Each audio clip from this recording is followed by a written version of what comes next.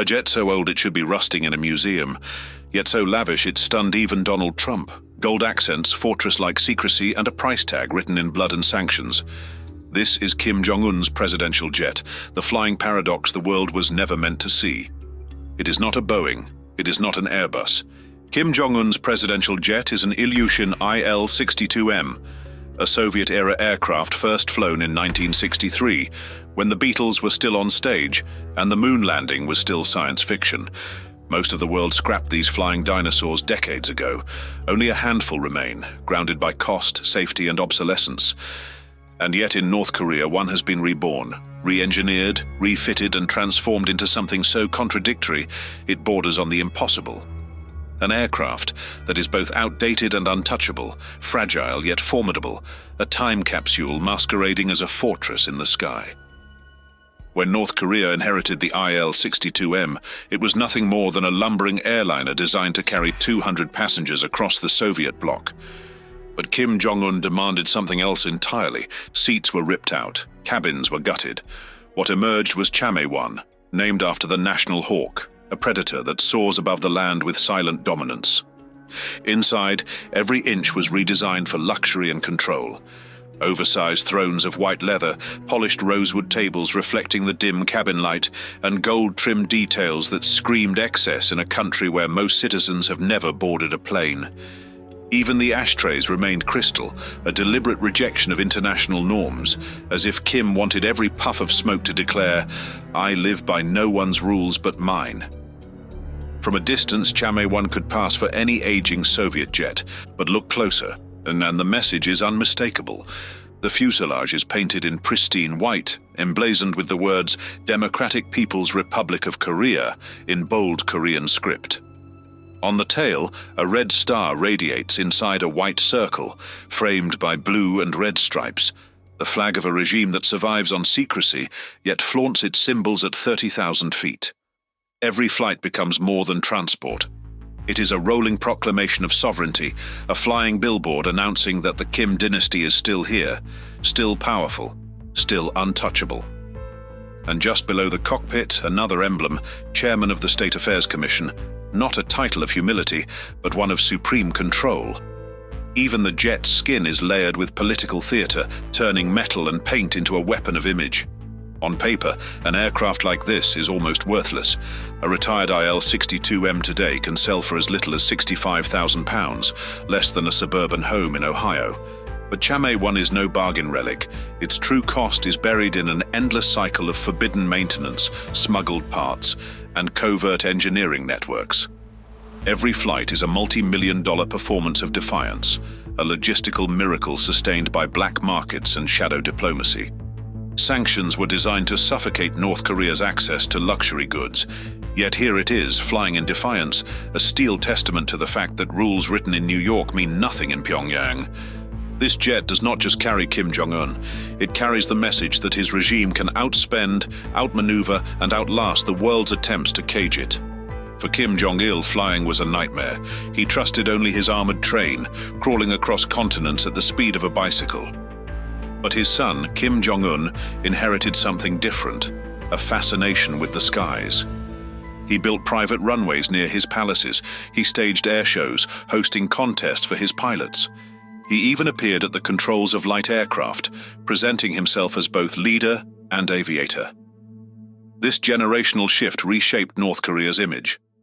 The IL-62M was no longer just transport. It became a stage for Kim's obsession, a crown jewel in his carefully curated empire of movement. Every takeoff is both a personal indulgence and a political statement, a signal that the young leader is not bound by his father's fears. In Kim's hands, aviation is not just a hobby. It is theater, diplomacy, and dominance at altitude. For all its luxury, Chame-1 is haunted by its own age.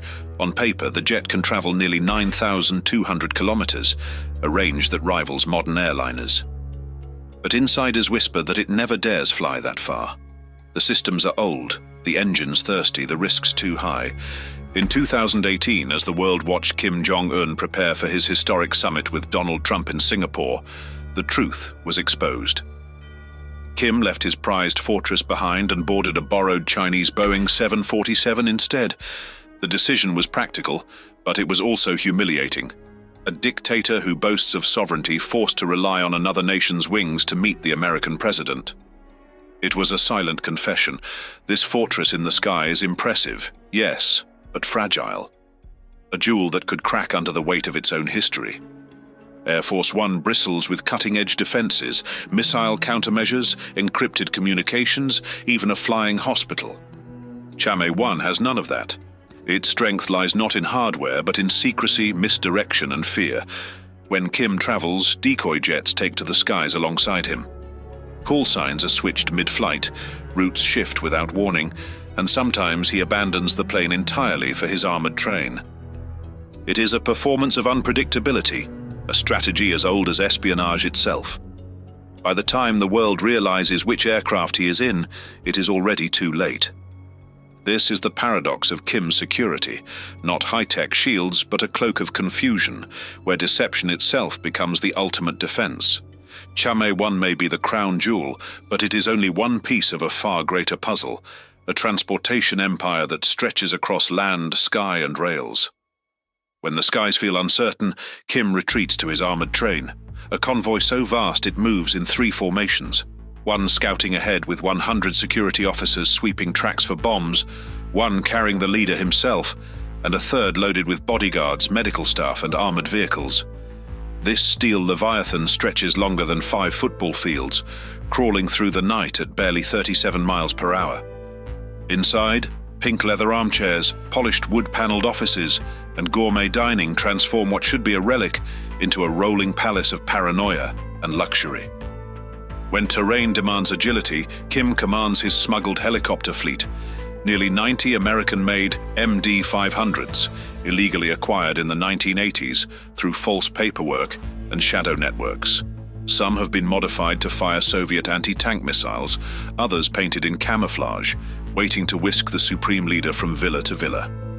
Helipads carved beside his residences show how seamlessly aviation has been woven into his daily life, and when prestige must be flaunted on land, the world sees the motorcade, a moving fortress of imported opulence.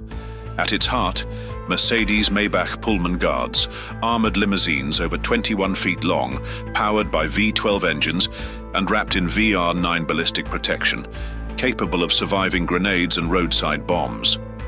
Each car costs more than an entire North Korean town's yearly output, smuggled through a global maze of ships and false manifests, slipping past the sanctions meant to deny him this very luxury. The spectacle is not the cars alone, it is the choreography. Black SUVs packed with bodyguards form a shield. Roads are swept and locked down, streets fall silent as the limousine glides forward, an untouchable throne on wheels. Daimler, the maker of Mercedes-Benz, insists it has no dealings with North Korea. And yet, the cars keep arriving, pristine, armored, untouchable. Together, the jet, the train, the helicopters, and the motorcade, they form a transportation empire without rival. Each is a fortress, each is a performance, and each declares the same truth. Kim Jong-un does not merely travel, he conquers every mile he crosses. If the skies, the rails, and the highways are already conquered, what remains but the sea? Off the coast of his private island, Kim Jong-un commands a Princess 95 MY yacht, a British-designed vessel worth nearly $7 million, a floating palace built for secrecy and indulgence. With its wide decks, staterooms lined in polished wood, and a dining hall that seats 10, it is both leisurecraft and diplomatic stage, a place where allies can be courted and loyalty can be bought. The yacht was first spotted in 2013 and quickly drew comparisons to something out of fantasy. Former NBA star Dennis Rodman, one of the few outsiders ever invited aboard, described it as a cross between a ferry and a Disney boat. The description was meant as playful, but it revealed something deeper. The regime had carved a forbidden luxury out of a nation starved of even basic goods. To the outside world, the yacht is a scandal, proof that sanctions are porous, that a leader who should be isolated can still sip champagne on a deck chair as if the world's laws don't exist. To North Koreans, it remains a symbol hidden in rumor, a whispered reminder that while they walk, their leader sails. Like his jet, his train and his motorcade, the yacht is more than transport. It is a floating stage for power, a final piece of a transportation empire that defies logic, defies sanctions, and defies the very idea of equality. Kim Jong-un's presidential jet is more than a machine. It is a paradox, a Cold War relic reborn as a gilded fortress, fragile in design yet untouchable in symbolism. But when placed beside his armored trains, his smuggled helicopters, his bulletproof motorcades, and his forbidden yacht, the jet becomes part of something far larger, a transportation empire without precedent. Each piece of this empire serves the same purpose, to project an image of sovereignty beyond reach. It is a performance of wealth in a nation defined by scarcity, a fortress of indulgence built atop a foundation of secrecy and fear. Donald Trump's shock upon stepping into Chang'e-1 was not about the leather seats or the rosewood tables. It was about the message. This jet should not exist. This empire should not exist. And yet, it does. Every mile Kim Jong-un travels, by air, by rail, by road, or by sea, is not simply movement. It is a declaration of survival, a defiance of the rules meant to contain him, and a reminder to the world that power is not measured in laws but in the ability to break them. Kim's empire of motion is not just about where he goes, it is about proving he can go anywhere.